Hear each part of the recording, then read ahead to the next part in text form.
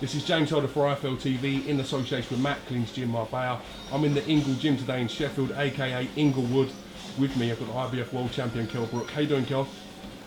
I'm great. Good, good. Firstly and foremost, taking on your mandatory opponent, Jojo Dan, September the 28th. How good does it feel to have your date and knowing you're going to be back in the ring fighting? It's amazing. You know, I've come a long way from the injury. Not knowing if I'd be, you know, with the leg, you know, putting under severe stress, going through a training camp, a full camp. You know, I've had no problem with it. You know, it has been hard at the beginning, baby steps, slowly but surely, getting up to full speed now, and you know, 28 can't come quick enough for me. It's been a long camp. I'm very excited to defend my title in my home city of Sheffield. Can I get a quick look at your scar, KELL? Is that alright? Yeah, have a look. Wow. That's some scar, isn't it? Some scar. Some scar. Some scar. So you think the leg now, as far as you're concerned, is back to normal and working as it should be? Absolutely. You know, I'm doing everything I used to do. Not getting no pain, no. It's not holding me back in any shape or form. You know, I'm doing what I used to do. So it's gonna be interesting on 28th, just getting back in. Yeah. You know, get in front of my own crowd, and defending that world title. You know, it's been a long road, but we're here now, baby. I can't wait to put that show on. Interestingly enough, before you beat Sean Porter, everyone was talking him as the second coming, as a mini Mike Tyson. Do you feel you got enough credit for that victory, KELL? I don't think I got enough credit for it, no. I said before the fight, you know, on IFL TV, I said, you know, I know people are saying that I've not been in with anyone, you know, I don't deserve it, this, that, but I just said, you know, after I beat this kid, Sean Porter, this Mike Tyson, ex-Mike Tyson, in the welterweight division, just giving me respect I deserve, and everybody agreed, but I don't feel that I've had that, you know, respect, you know, from winning that world title. Going to the guy's backyard, you know, doing what everybody thought that I couldn't do, and beat the man. You know, and obviously, you know, a couple of weeks after winning that world title, it were unbelievable buzz winning it. You know, it were amazing. And then 2 weeks later, that happening to my leg. You know, took the shine off it a little bit. Took the shine completely off it. Not a little bit, completely. You know, I were down in the gutter. You know, feeling sorry for myself. You know, just laid there, not being able to do anything. But you know, I'm back. I'm back, and I'm better and stronger than ever. Was it your choice to face the mandatory verse first rather than have a voluntary, KELL, to get this mandatory situation out of the way? No, the fact is, you know, managers come along and they're forced to have the fight. You know, and you know, that's what I'm obliged to do. So, you know, he's earned his position like I did against Porter. You know, so he's gonna get his chance. You know, taking this world title off me. But you know, he's not gonna be doing none of that. But trust me. You know, and I can't look past this guy. But you know as well as I do, there's massive fights in this division. You know, and I'm free now. You know, after this, making sure to take care of this kid, I'm free to have some massive fights, some voluntaries, what are going to be some big names on there. I mean, can't have you here without talking about the biggest fight of our generation, for May the 2nd, FLOYD Mayweather taking on MANNY PACQUIAO at the MGM Grand. Wow, it's finally happened. What are your thoughts on this fight, KELL? I think it's amazing this fight's being made. You know, just as a fan and a spectator, you know, it's the fight that we all wanted to see. We all need to see this fight.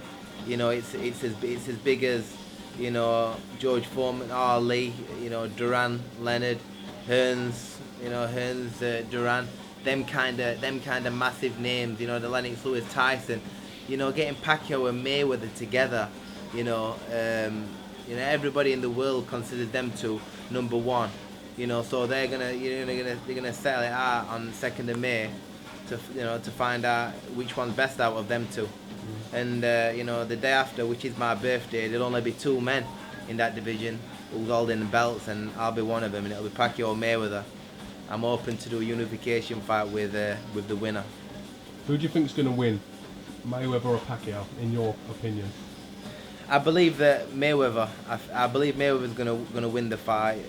I think that Pacquiao would have given more problems 5 or 6 years ago, but I still would have chosen Mayweather.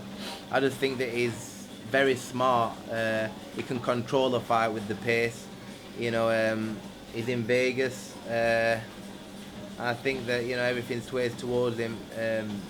I think him being too smart and being undefeated and believing, that he can't lose. Pacquiao felt a loss. He knows the feeling. The fighters what have never lost before going into a big fight. We know that both fighters are going to have gone through the mill in training. There's no more that he could have pushed out of him, and I just think that he's going to have that extra edge for Mayweather. Do you think this fight will cement Floyd Mayweather's legacy if he comes through this as the greatest fighter of our generation? You've got to say so. Everybody's been wanting the Pacquiao fight for him for years, and we'll put it to bed May 2nd. If he goes on to win Pacquiao, and he stays away from me, he'll do what like you just said. He'll be a. You can argue them with the Sugar Ray Robinsons and the Leonards and the big names, the Rocky Marcianos, the legends in the history of boxing. You've got to put him way up there.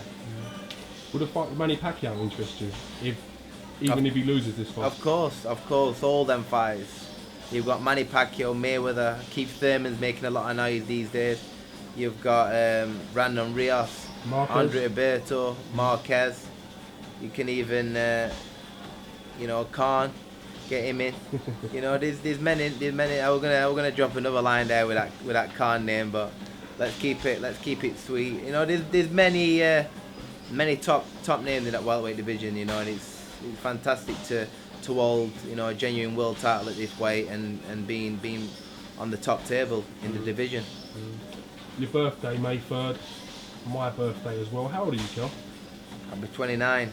I'm actually a year older than you, believe it or not. You're older. We're born on the You same look day. 10 years older. Easy, Kel. Easy, Kel, yeah? Come on. Be nice. Come on, Be James. nice, lad. Alright.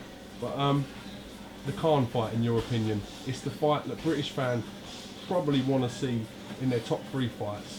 KELL BROOK taking on Amir Khan in the UK. In your opinion, Kel, has that fight got an appeal for you, and do you think it can happen? Yeah, absolutely. I'm at this stage now where I'm needing big fights to really get me excited. I'm always pushing myself in the gym. I'm always competitive in the gym, but fights like that really excite me and really, put a spring in my step to get to that gym and to train. You understand? They're the fights what really excite me now. It's been a long road. I'm world champion, and they're the big fights I want. Them names. I think there's a precedent there with Froch and Groves. Amir and the Quigg and Frampton. Are looking good. Why not put that in the mix? For the fans. I want to please the fans. I'm sure that Khan does. So.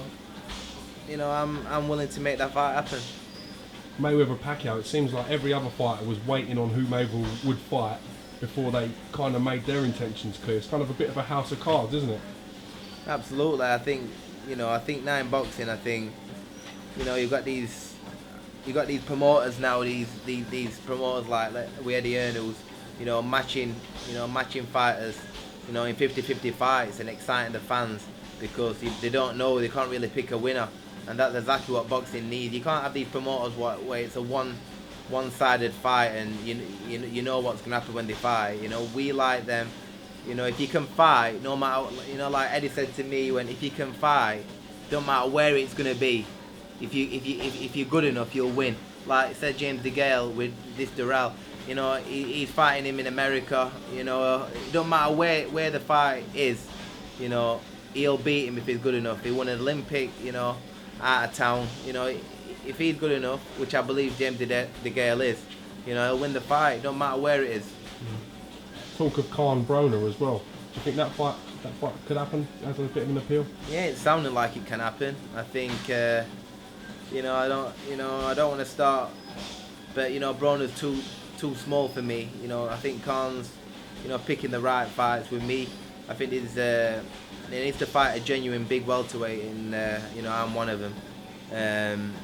But you know, they're all exciting. It's good for boxing. Braun is a character, you know, and you know, it's good for British boxing. Calm fighting in Braun if that fight happens. But you know, it's gonna be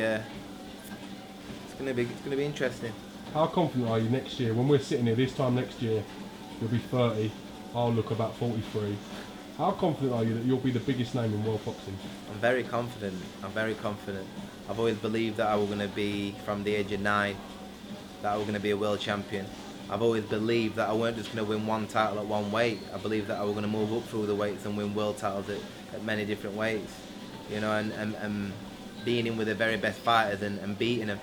So yeah, this time next year, I will have been in with some big names, and I'll be a massive name in boxing. Alright, Kel, listen, I can't thank you enough for talking to IFL TV. As always, being so honest and so frank. Do give my regards to Billy the Hardman Brook as well. Massive fan of him at IFL TV. And we'll catch you again real soon. Thank you. Thanks for coming.